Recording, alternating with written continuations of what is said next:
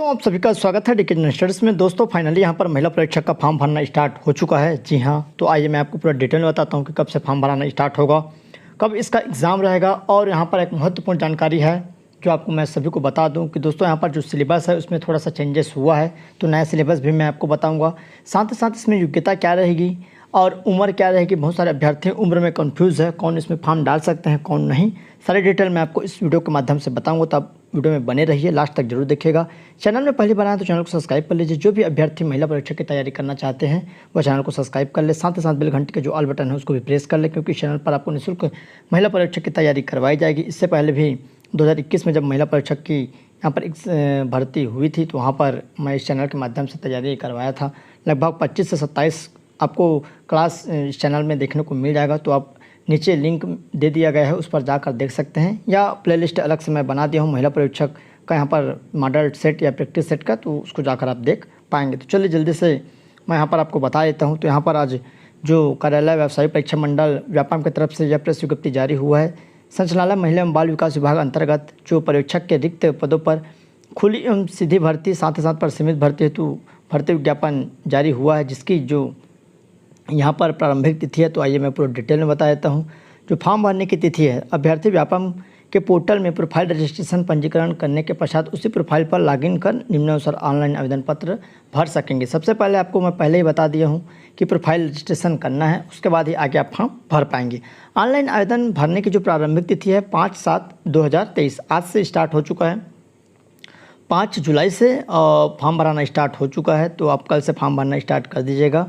Online आवेदन पत्र भरने की जो अंतिम तिथि 30 जुलाई तक रहेगा, जो कि 12 बजे तक यहाँ पर रहेगा। तो आप 30 जुलाई से पहले सभी लोग फॉर्म भर लेंगे। त्रुटि सुधार, अगर आप फॉर्म भरने में आपसे कोई गलती हो जाती है तो त्रुटि सुधार, जो गलती को सुधार करने के लिए 31 से 2 अगस्त तक आपको यहाँ पर सुधार करने का मौका दिया जाएगा। साथ ही साथ यहाँ पर जो आपका एग्ज़ाम है महत्वपूर्ण है, इसमें एग्ज़ाम तिथि नहीं दिया गया है, तो सभी अभ्यर्थी कन्फ्यूज़ है। तो आप एग्ज़ाम तिथि का इंतज़ार न करिए, आप अच्छे से तैयारी करना स्टार्ट कर दीजिए, क्योंकि एग्ज़ाम कभी भी हो सकता है। मान कर चलिए 15 अगस्त तक एग्ज़ाम होने की पूरी संभावना रहेगी। 15 अगस्त के आसपास आपका एग्ज़ाम यहाँ पर रह सकता है, तो आप निश्चित ही उसके हिसाब से तैयारी करिए। तो चलिए आगे मैं आपको योग्यता, साथ ही साथ उम्र क्या रहेगी और नया जो सिलेबस है उसको मैं बता देता हूँ। तो यहाँ पर आप देख सकते हैं परीक्षक के रिक्त पदों पर जो खुली सीधी भर्ती हेतु ये विज्ञापन जारी हुआ है, जिसमें देख सकते हैं परीक्षक सुपरवाइजर 33 श्रेणी कार्यपालिक जो यहाँ पर पद है, और 5200 से 20,200 पे स्केल पर रहेगा। ग्रेड पे 2400 रहेगा। जो लेवल मैट्रिक वेतन है वो लेवल 6 का रहेगा।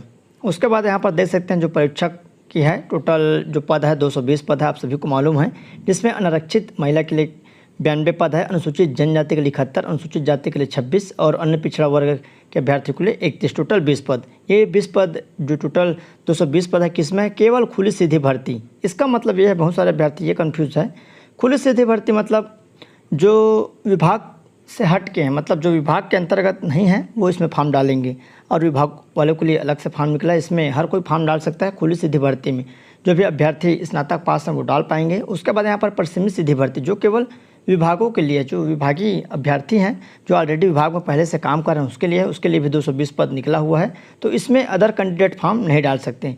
जो विभाग वाले हैं, जो आंगनबाड़ी कार्यकर्ता है, आंगनबाड़ी सहायिका है, या और विभाग में जिसको भी दिया जा रहा है वो इसमें फॉर्म डाल पाएंगे। तो चलिए यहाँ पर जो बाकी डिटेल है उसको भी मैं आपको बता देता हूँ क्या क्या डिटेल रहेगा। देख सकते हैं यहाँ पर पात्रता एवं शर्तें हैं। खुली सीधी भर्ती के अभ्यर्थियों के लिए आवश्यक शैक्षणिक योग्यता, मतलब कितने आप पढ़े हैं तो इसमें फॉर्म डाल पाएंगे। तो आइए मैं आपको बता देता हूँ।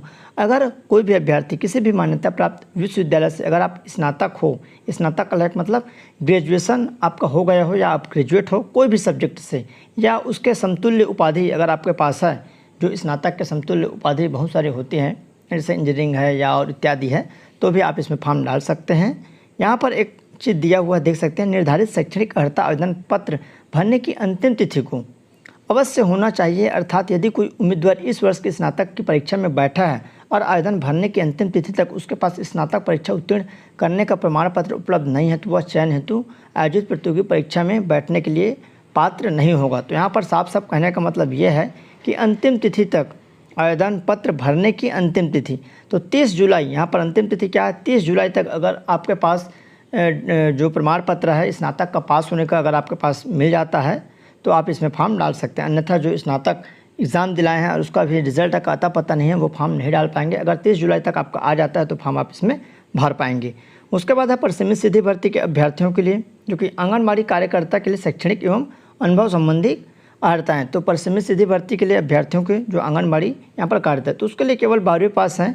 अगर आप 12वीं पास हो तो आप इसमें फॉर्म डाल सकते हैं, जो कि 12वीं पास यहाँ पर बोला गया है। कोई भी अगर ओपन से हो या इत्यादि कहीं से भी अगर आप 12वीं पास हो तो फॉर्म डाल सकते हैं।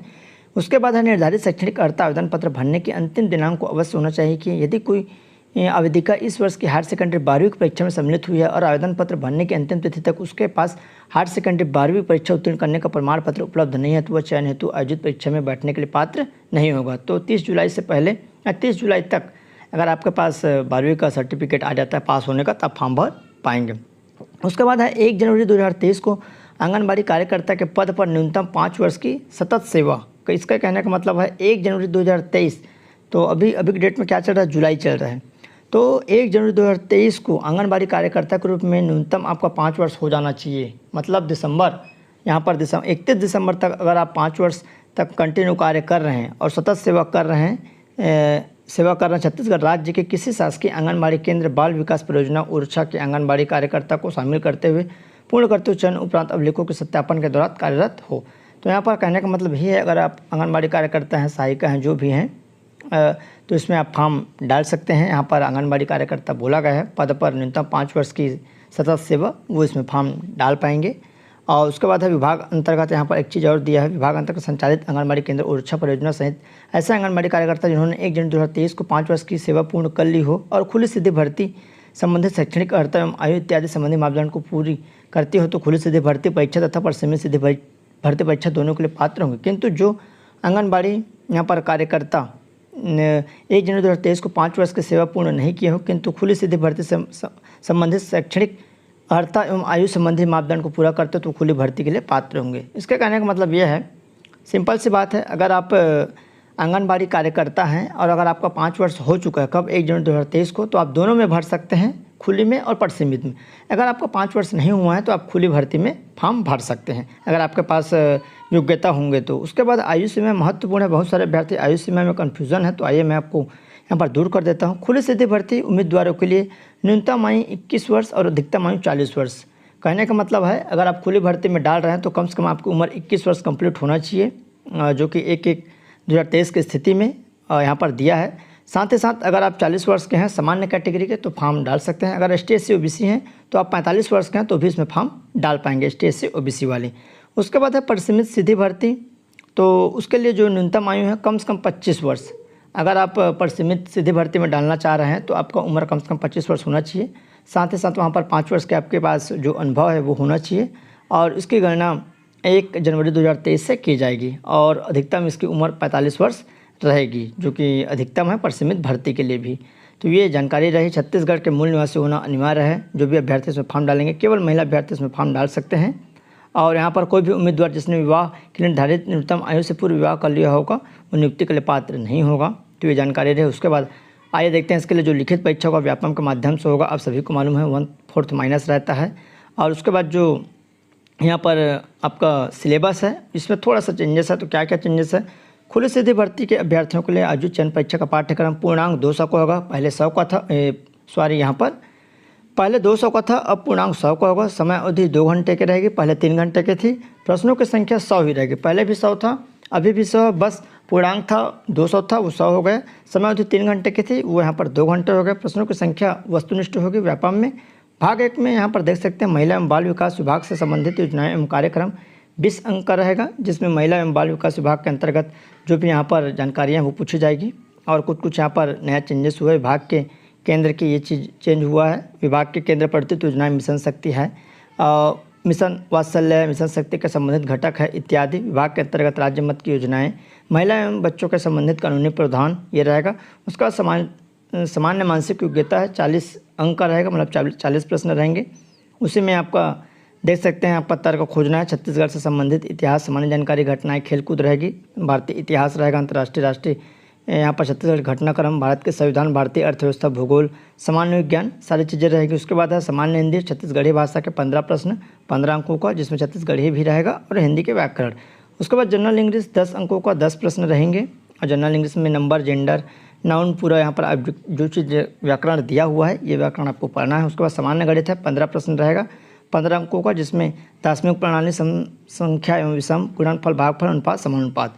तो ये आपका खुली भर्ती का है। उसके बाद है परिसीमित भर्ती। परिसीमित भर्ती के लिए जो पूर्णांक 100 का रहेगा और समय अवधि 2 घंटे की रहेगी। प्रश्नों की संख्या 100 रहेगी। वस्तु इस प्रकार के होंगे। महिला एवं बाल विकास विभाग से संबंधित योजना एवं कार्यक्रम 60 अंक का रहेगा, मतलब 60 प्रश्न पूछे जाएंगे। पहले भी यहाँ पर 60 प्रश्न पूछे गए थे, लेकिन अंक था 20 अंकों का। इसमें भी विभाग की केंद्र प्रायोजित योजनाएं, मिशन शक्ति, मिशन वात्सल्य, पोषण अभियान, कुछ चीज़ नया जुड़ा है। विभाग के राज्य मत की योजनाएं, देख रेख इत्यादि नई जुड़ी है। महिला बच्चों से संबंधित कानूनी प्रावधान ये था।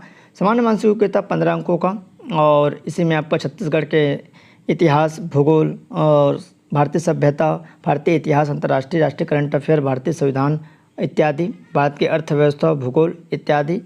इससे पहले मैं यहाँ पर 2021 वाला ओल्ड क्वेश्चन पेपर अपलोड कर दिया हूँ। अगर आप नहीं देखेंगे तो जाकर जरूर देखिए। दोनों खुली भर्ती एवं परिसीमित भर्ती कैसा एग्जाम आया था, किस लेवल का प्रश्न पूछा गया था, उसको देखना बहुत ज़रूरी है। अगर आप टेलीग्राम ग्रुप से नहीं जुड़े हैं तो टेलीग्राम ग्रुप ज्वाइन कर लीजिए, नीचे आपको लिंक मिल जाएगा, या टेलीग्राम में DK जनरल स्टडी सर्च करेंगे तो आपको मिल जाएगा। उसके बाद सामान्य हिंदी, छत्तीसगढ़ी भाषा का ज्ञान रहेगा 10 अंक, मतलब 5-5 प्रश्न यहाँ पर पूछे जा सकते हैं, जिसमें देख सकते हैं आपका पूरा व्याकरण रहेगा। उसके बाद जनरल इंग्लिश का 5 अंक रहेगा, 5 प्रश्न रहेंगे। सामान्य गणित 10 अंकों का 10 अंक रहेगा, और मतलब 10 प्रश्न पूछे जाएंगे। तो इस तरह यहाँ पर देख सकते हैं, ये जानकारी थी। कुछ भी डाउट्स हो नीचे कमेंट कर सकते हैं। महिला परीक्षक की तैयारी करना चाह रहे हैं तो चैनल को सब्सक्राइब कर लीजिए, साथ ही साथ बेल घंटे का जो वाला बटन उसको भी प्रेस कर ले। वीडियो अच्छा लगे तो लाइक करिए, साथ ही साथ दोस्तों के साथ शेयर करना ना भूलिए। तो